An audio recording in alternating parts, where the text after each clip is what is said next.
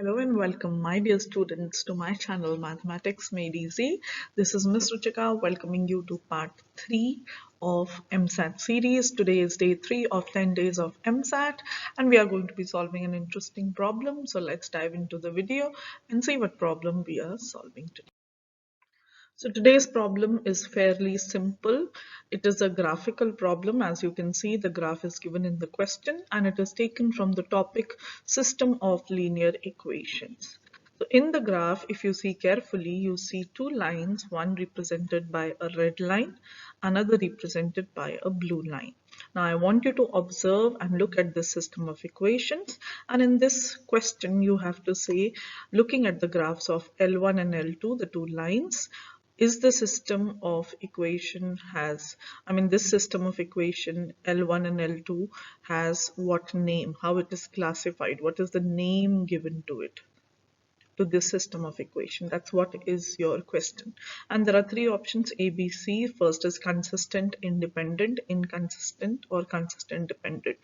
Now in order to choose the correct answer, you need to know the meaning of this word. So consistent and inconsistent. As the name suggests, both are opposite. So if you know the meaning of consistent, then inconsistent is just the opposite. So quite easy to know that consistent simply means a system of equation which meet at a point. So if you look carefully at the graph, then these two lines L1 and L2 shown by red and blue color are meeting at this point.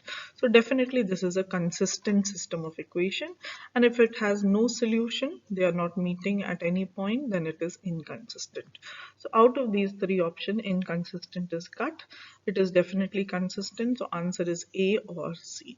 Now let's look at independent and dependent. What are the meaning? Again, they are opposite. Let me change color. So if I say independent, then dependent is the opposite.